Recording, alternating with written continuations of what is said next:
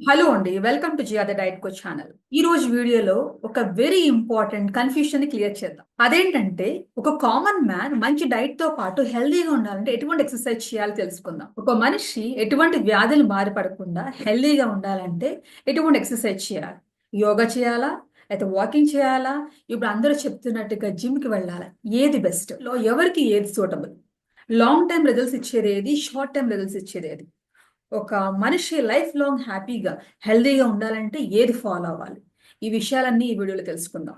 So వీడియోని last వరకు చూడండి. ఇది డయాబెటీస్ కే కాదు, ప్రతి ఒక్కరికి కూడా ఇంపార్టెంట్. Hi, I'm Jyotirao. నేను ఒక న్యూట్రిషనిస్ట్ ని, డయాబెటిక్ ఎడ్యుకేటర్ ని, అంతేకాకుండా మెడిటేషన్ ఇన్స్ట్రక్టర్. సో నేను నా ఛానల్ ఎక్కువ డయాబెటీస్ గురించి, డయాబెటీస్ వచ్చిన వాళ్ళు ఎలా వాళ్ళు ఈ డయాబెటీస్ ని మెయింటైన్ చేసుకోవాలి, అంతేకాకుండా రాకుండా ఉండాలంటే ఎటువంటి జాగ్రత్తలు తీసుకోవాలి, వీళ్ళు కామన్ గా ఎటువంటి ఎక్సర్సైజ్ చేయాలి, ఎటువంటి యోగా ఆసనాలు లేకపోతే మెడిటేషన్ చేయాలి అని ఎక్కువ పబ్లిష్ చేస్తుంటాను.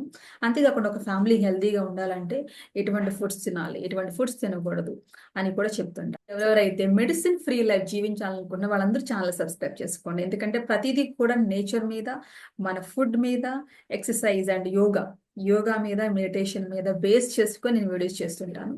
సో న్యాచురల్ లైఫ్ కావాలనుకున్న వాళ్ళని ఛానల్ సబ్స్క్రైబ్ చేసుకోండి. అంతేకాకుండా వీడియో నచ్చితే మీ ఫ్యామిలీకి మీకు ఉపయోగపడిందంటే లైక్ చేయండి. మీరు ఎటువంటి ఎక్సర్సైజ్ చేస్తున్నారా కమెంట్ చేయండి. సో ఫస్ట్ వచ్చేసి ఇప్పుడు అందరూ బాగా ట్రెండింగ్ లో అందరూ ఫాలో అవుతున్న జిమ్ అనమాట. జిమ్కి ఎవరు వెళ్ళాలి? జిమ్కి వెళ్ళాల్సిన వాళ్ళు ఎవరంటే బాగా వెయిట్ ఉండి ఇమ్మీడియట్ గా వెయిట్ లూజ్ అవ్వాలనుకున్న వాళ్ళు జిమ్కి వెళ్ళడం వల్ల వెయిట్ తగ్గుతారు. సెకండ్ వన్ వచ్చేసి స్పోర్ట్స్ లో ఉన్న వాళ్ళు, వాళ్ళకి ఒక మంచి అథ్లెటిక్ బాడీ కావాలి కాబట్టి వాళ్ళు కూడా జిమ్కి వెళ్ళాల్సి ఉంటుంది. అంతేకాకుండా మజిల్స్ బిల్డప్ చేసుకోవాలి,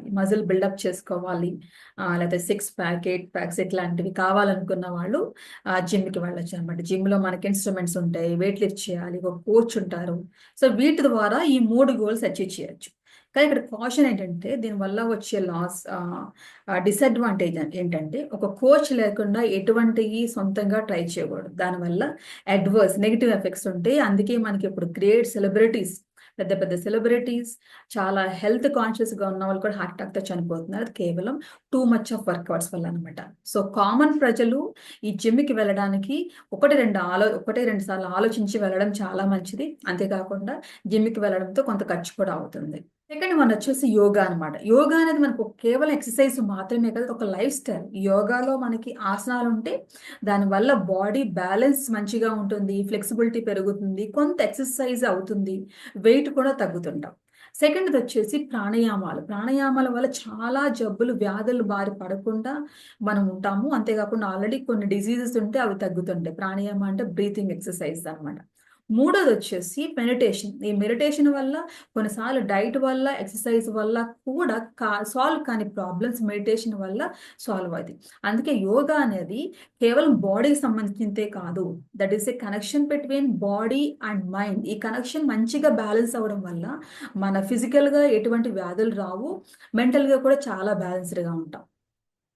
ఇంకా యోగా వల్ల ఇంకా బెనిఫిట్స్ ఏంటంటే, స్ట్రెస్ తగ్గుతుంది, మెంటల్ క్లారిటీని పెంచింది, మైండ్ చాలా క్లియర్ గా ఉంటాం అనమాట. అంతేకాకుండా బాడీ యొక్క బ్యాలెన్స్ ని మెయింటైన్ చేస్తుంది, ఫ్లెక్సిబిలిటీని పెంచుతుంది. ఫ్లెక్సిబిలిటీ అంటే ఈజీగా వంగగలం, బెండ్ చేయగలం, ఏదన్నా మోయగలం.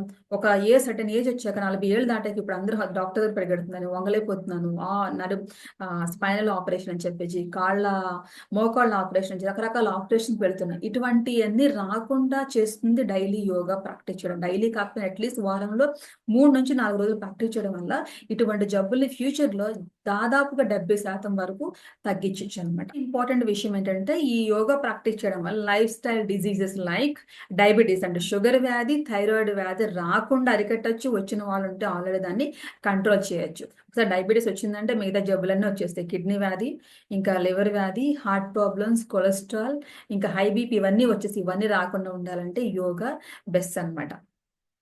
ఇంకొక బెనిఫిట్ ఏంటంటే, ఇది ఎవరైనా చేయొచ్చు. జిమ్కి ఏజ్ వాళ్ళు, చిన్నపిల్లలు వెళ్ళలేరు. కానీ యోగా వచ్చేసి 5 ఏళ్ల నుంచి ఇంకా బ్యాలెన్స్ చేసుకుని 4 ఏళ్ల నుంచి కూడా, 4 ఏళ్ల పిల్లలు కూడా, బెడ్ అయిన వాళ్ళు కూడా చిన్న చిన్న ఆసనాస్ చేయొచ్చు అనమాట. ఇక్కడ జిమ్‌తో పోలిస్తే యోగాలో ఒకటే ఒక ప్రాబ్లమ్ ఏంటంటే స్లోగా రిజల్ట్స్ కనిపిస్తాయి. మీకు ఇమ్మీడియేట్‌గా వెయిట్ లూజ్ అవ్వరు. ఇమ్మీడియేట్‌గా వెయిట్ లూజ్ అవ్వాలనుకుంటే జిమ్‌కి వెళ్ళడం. దాని తర్వాత long time results, long time మ బా లైఫ్ బ్యాలెన్స్డ్‌గా ఉండాలంటే మాత్రమే అంటే అనుకుంటే యోగా మాత్రమే మెడిసిన్. దానికి మించింది ఇంకా ఏది ప్రపంచంలో లేదనమాట. ఒకే ఒక డిసడ్వాంటేజ్ యోగాతో ఏంటంటే దానికి గ్రేట్ డిసిప్లిన్ కావాలి. ఎవరు లేకుండా అంటే గ్రూప్స్‌లో లేకుండా దాన్ని ఒక్కరమే ప్రాక్టీస్ చేయలేము. దానికి గ్రేట్ మోటివేషన్ కావాలి. నా బెస్ట్ సజెషన్ ఏంటంటే యోగా లైఫ్ లాంగ్ మంచి రిజల్ట్స్‌ని ఇస్తది. యోగా చేయాలంటే ఒక్కరం ఈవెన్ నేను కూడా నాకంత మైండ్ రాదు. ఒక్కదాన్నే కూర్చొని చేయాలంటే. దానికన్నా బెస్ట్ వాకింగ్ అని వాకింగ్‌కెళ్ళిపోతాం. అందరికీ బెస్ట్ ఐడియా ఏంటంటే గ్రూప్స్‌లో ఏమైనా గ్రూప్ క్లాసెస్ లాంటి మన దగ్గర కూడా యోగా క్లాసెస్ ఉంటాయి. చాలా తక్కువ కాస్ట్‌లో ఉంది. ఇయర్ మొత్తానికి 3,500 వేలే తీసుకుంటున్నాం అనమాట. సో ఇటువంటి యోగా గ్రూప్స్‌లో కలిసి చేయడం వల్ల వేరే వాళ్ళతో ఉన్నాం కాబట్టి మనం కూడా మోటివేషన్‌తో చేస్తాం. సో, అది బెస్ట్. మూడోదొచ్చేసి వాకింగ్ అండి. ఈ వాకింగ్ ఎవరైనా చేయొచ్చు. ఏ ఏజ్ వాళ్ళైనా చేయొచ్చు. కీళ్ళ నొప్పులున్న వాళ్ళు చెయ్యొచ్చు. ఈజీగా వాళ్ళకి కీళ్ళ నొప్పులు తగ్గుతూ ఉంటాయి. తర్వాత వెయిట్ లూజ్ అవ్వాలనుకున్న వాళ్ళకి మాత్రం వాకింగ్ చేయడం వల్ల ఇమ్మీడియేట్‌గా రిజల్ట్స్ కనిపించాయి. కనీసం ఒక 2 నెలలు, ఒక నెల, 2 నెలలు కన్సిస్టెంట్‌గా చేయడం వల్ల కొంత వెయిట్ లూజ్ అయితే అవ్వగలరు. కానీ ఓవరాల్ చెప్పుకుంటే జిమ్‌తోనూ, యోగాతో పోల్చుకుంటే వాకింగ్ అంత మంచిది కాదు. సో, ఏది చేయలేము అనుకున్న వాళ్ళు యోగా చేయలేము, జిమ్‌కి వెళ్ళలేము అనుకున్న వాళ్ళు వాకింగ్ చేయడం better. Something is better than nothing లాగా.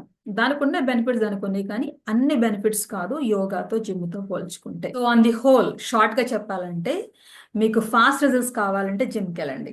లైఫ్ లాంగ్ రిజల్ట్స్ కావాలంటే యోగా ప్రాక్టీస్ చేయండి. ఏదో ఒక హ్యాబిట్‌గా ఏదో ఎంతైనా కొంత ఎక్సర్సైజ్ చేయాలంటే వాకింగ్ బెస్ట్ అనమాట. దీనికి మించిన ఇంకొక అడ్వైస్ ఏంటంటే తెలుసా?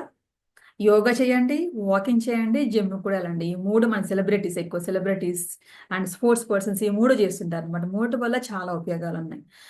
యోగా వల్ల మైండ్ అండ్ బాడీ బ్యాలెన్స్ బావుంటుంది.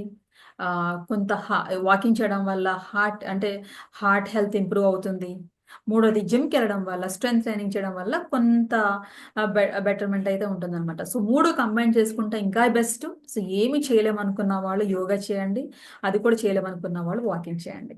మీరు ఈ 3 చేయలేదనుకోండి, కనీసం ఛానెల్ సబ్స్క్రైబ్ చేసుకోండి. ఈ వీడియోని వేరే వాళ్ళకి ఫార్వర్డ్ చేయండి. వాళ్ళకన్నా ఉపయోగపడుతుంది.